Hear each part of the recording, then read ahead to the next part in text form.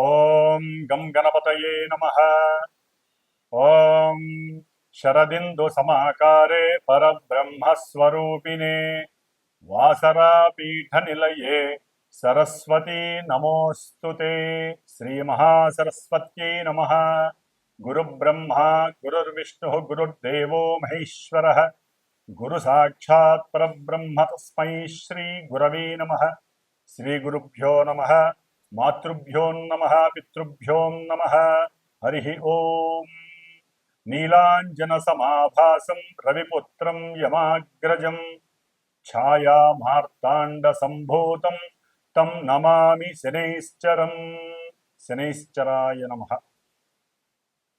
వీక్షించేటటువంటి ప్రేక్షకులందరికీ కూడా వక్రిస్తున్నటువంటి శని భగవానుడి యొక్క అనుగ్రహం అందరికీ కలగాలని, అందరిలో ఉన్నటువంటి ఆలస్యము, బద్ధకము, నేను ఈ పని చేయలేను అనేటటువంటి కాన్ఫిడెంట్ లెవెల్స్ తొలగిపోయి చాలా ఉన్నతమైనటువంటి కీర్తి ప్రతిష్టలని, అట్లాగే ఆలస్యాన్ని, బద్ధకాన్ని వదిలితే చాలా అకుంఠిత దీక్ష పెరిగి క్రమశిక్షణ అనేటటువంటి ఆ యొక్క చర్య ద్వారా ఎంతో కీర్తిని, గౌరవాన్ని ఇచ్చేటటువంటి ఆ పరిస్థితిని తెచ్చేవాడు కర్మకారకుడైనటువంటి శని భగవానుడు. కాబట్టి ఈ శని భగవానుడు మరి కర్మ సాక్షి, ఆ సాక్షాత్తు ఆ సూర్య భగవానుడైతే కర్మకారకుడు అంటే పూర్వజన్మల్లో మనం చేసుకున్నటువంటి కర్మలన్నీ కూడా బ్యాలెన్స్గా ఉంచి ఈ జన్మలో అది జంతు రూపేణా కావచ్చు, మనిషి రూపేణా కావచ్చు, పక్షి రూపేణా కావచ్చు, ఏ రూపంలో మన యొక్క ఉచ్ఛ్వాస నిశ్వాసాలని వదులుతున్నామో ఆ జీవులందరూ కూడా శని యొక్క పాలనలో ఉన్నటువంటి వారే అని గమనించాలి.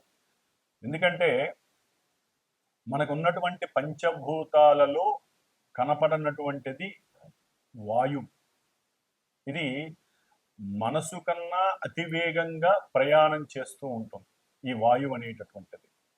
కాబట్టి ఈ వాయువు ద్వారానే ప్రతి జీవి కూడా కర్మని అనుభవిస్తూ, మంచి చెడులను అనుభవిస్తూ, ఉచ్ఛ్వాస నిశ్వాసాల ద్వారా అంటే మనం చేసేటటువంటి యోగా పరిక్రమ ద్వారా కావచ్చు, లేకపోతే వ్యాయామాల ద్వారా కావచ్చు, మన యొక్క శరీరంలో ఉన్నటువంటి ప్రతి అవయవము కూడా స్పందించి ఆ యొక్క గాలి లోపలికి పీల్చుకోవటం ద్వారా వాయువుని అది ఆక్సిజన్ రూపంలో ఆ శరీర భాగాలన్నిటికీ కూడా సరైనటువంటి పద్ధతిలో అంది మన యొక్క ఆయుష్ని పెంచేటటువంటి పరిస్థితిని కల్పించజేసేటటువంటి వాడు సాక్షాత్తు కర్మకారకుడైనటువంటి శని భగవానుడు. అంటే ఆయుకారకుడు ఆయనే, కర్మల్ని అనుభవించేటటువంటి స్థితిని తెచ్చేది ఆయనే, కర్మ పరిపక్వతని ఇచ్చేటటువంటి వాడు ఆ శని భగవానుడు అని అందరికీ తెలిసినటువంటి విషయమే.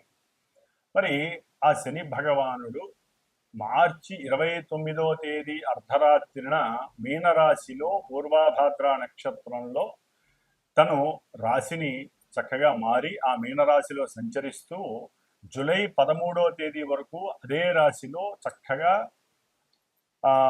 స్ట్రైట్ వేలో ఉత్తరాభాద్ర నక్షత్రంలో తన యొక్క సొంత నక్షత్రంలో స్ట్రైట్ వేలో చక్కగా రుజుమార్గంలో ప్రయాణం చేస్తూ వచ్చాడు.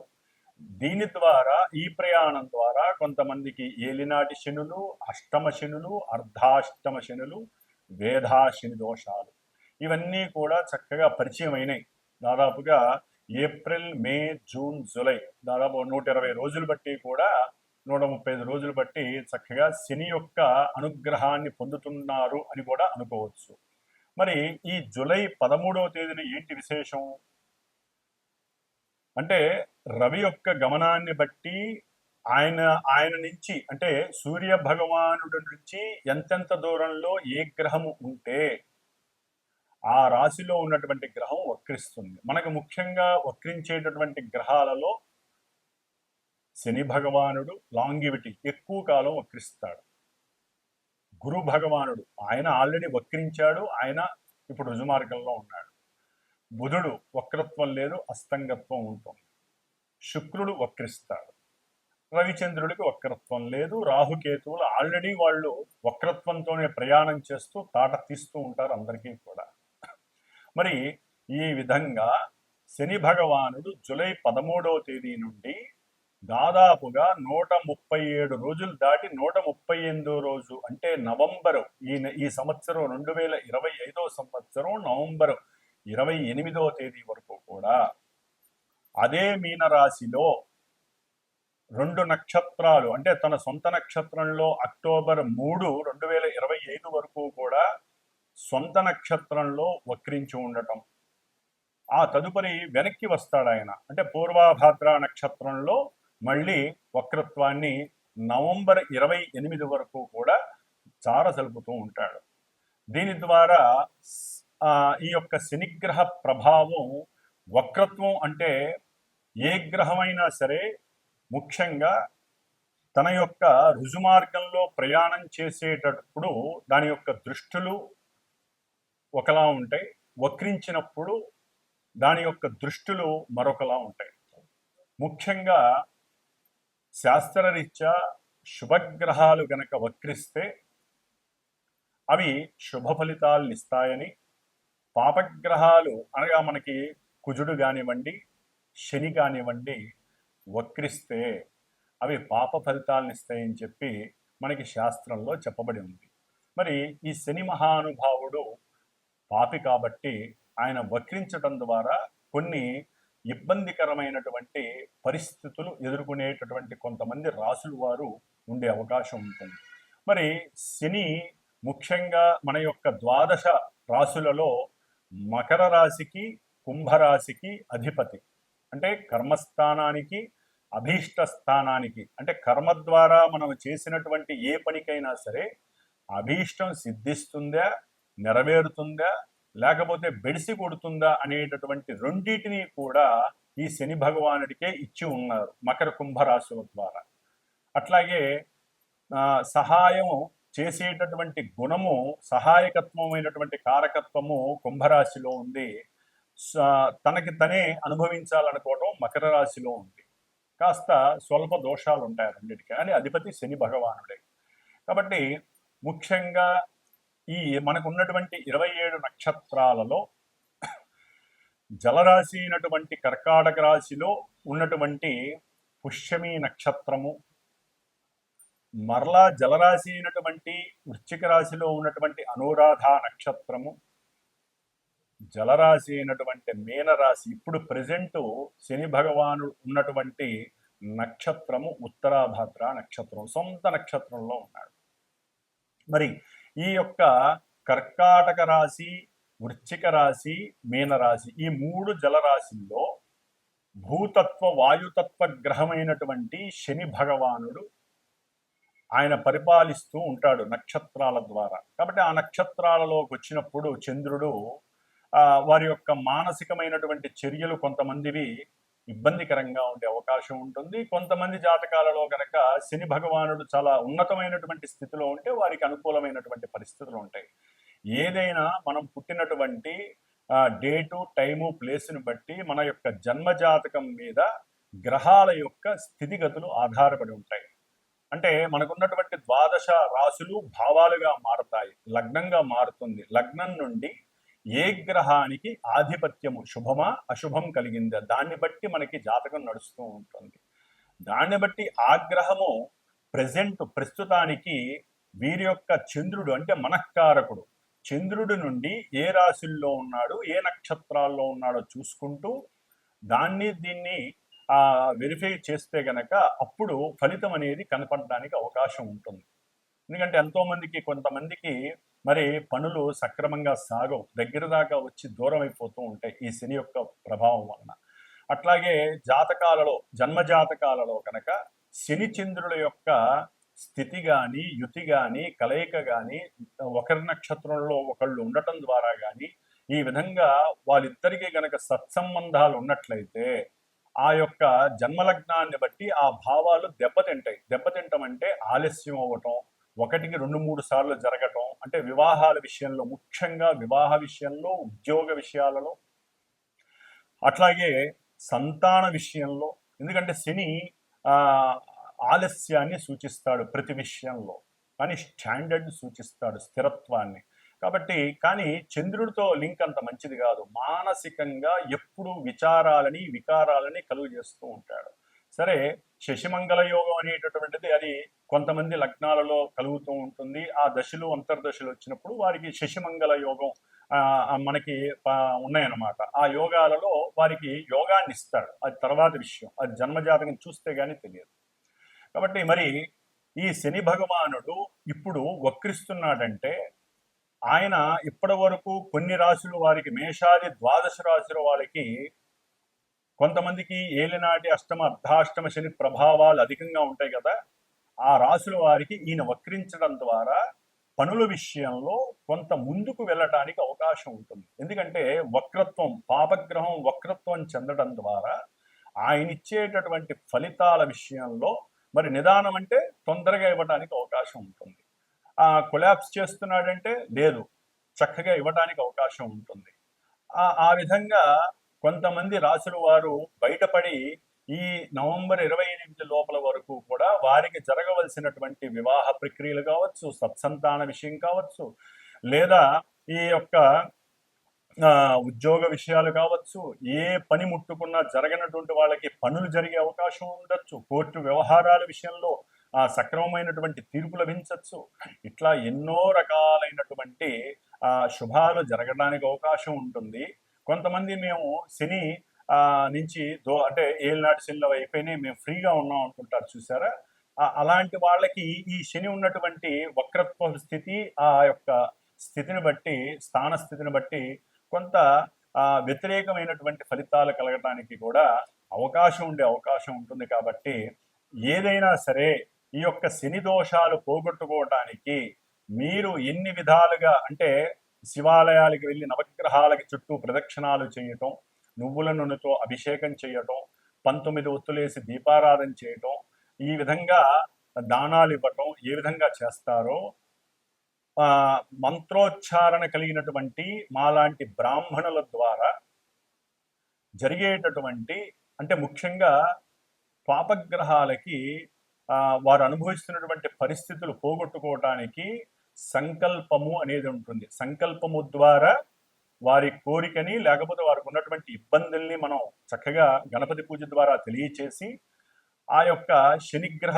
జపాన్ని ఆచరిస్తూ ఒక 19 రోజులు 8 రోజులు సంఖ్య ఉంటుంది. 19,000 సార్లు 21,000 సార్లు సంఖ్య ఉంటుంది. అంత సార్లు వేదమంత్రాన్ని పఠిస్తూ శమగ్నిరగ్నిష్కరశ్చన్నస్తపత సూర్య శంబాతో వాత్పరప అపస్రద అనేటటువంటి వేదమంత్రాన్ని చక్కగా 19,000 సార్లు 19 రోజులు చక్కగా జపిస్తూ, ఎందుకంటే వచ్చేటటువంటిది శ్రావణ మాసం, దీక్షాధారణలు కూడా కొంతమంది చేస్తారు శని భగవానుడికి. కొంతమంది మనకి రాజమండ్రి సైడ్ ఉన్నటువంటి శని భగవానుడి ఆలయానికి, నాసిక్ దగ్గర ఉన్నటువంటి శని భగవానుడి శని సింగనాపూరు ఇట్లాంటి వాటికి వెళ్ళే అవకాశాలు ఉంటాయి దీక్ష తీసుకొని. కాబట్టి శ్రావణ మాసంలో శుద్ధ విధియ రోజున ప్రారంభం చేసి ఈ యొక్క శనిగ్రహ భగవానుడి యొక్క జపాన్ని 19 రోజులు, అంటే బహుళ శ్రావణ మాసంలో బహుళ పంచమి వరకు కూడా రోజుకి 1000 సార్లు చెప్పిన వేదమంత్రాన్ని, శనిగ్రహ మంత్రాన్ని జపించి చివరిలో చక్కగా స్వామివారికి హోమం చేయటం అనేటటువంటిది, అంటే షష్ఠి రోజు కావచ్చు, పంచమి రోజు కావచ్చు, స్వామివారి యొక్క శనిగ్రహ పాశుపత హోమాన్ని ఆచరించటం. ఎవరైనా ఈ శనిగ్రహ ప్రాబ్లమ్స్ ఉన్నటువంటి వాళ్ళు ఆ హోమంలో పాల్గొనొచ్చు.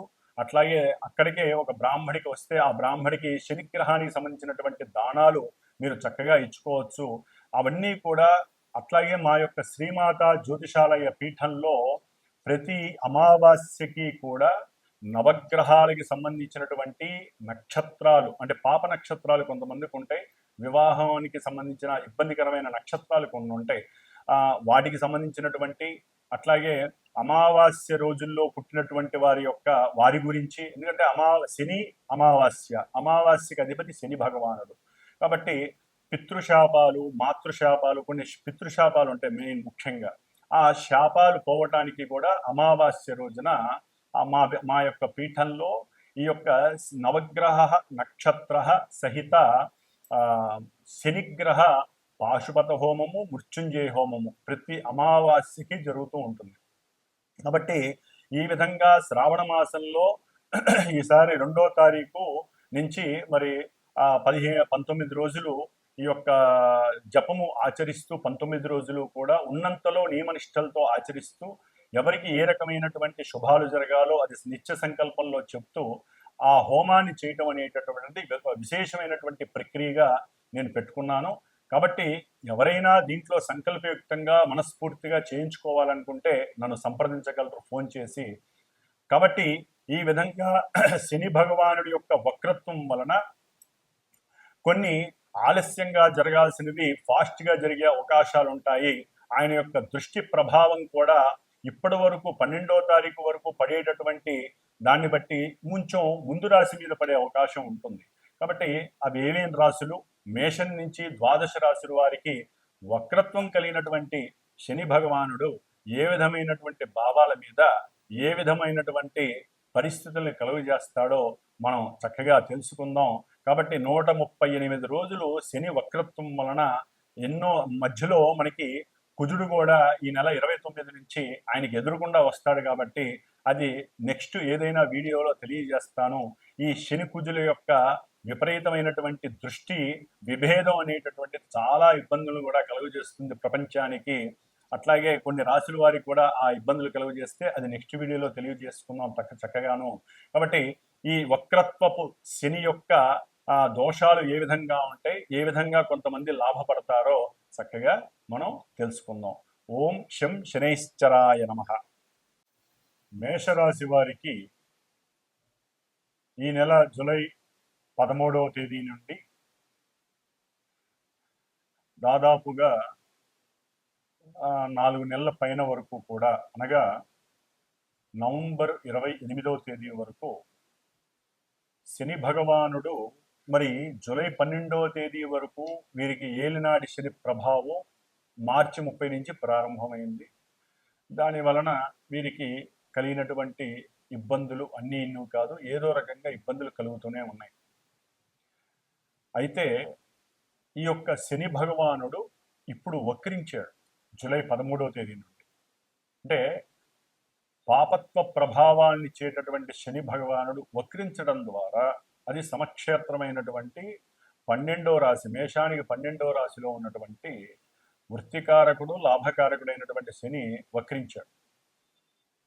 అంటే ఈ శని వక్రించడం ద్వారా ఈయన యొక్క దృష్టి మరి కుటుంబ స్థానము, ధనస్థానము, నేత్రస్థానమైనటువంటి 2 మీద పడింది ఇప్పటి వరకు. అంటే వీటి పరంగా ఎన్నో ఇబ్బందులు ఎదుర్కొన్నారు.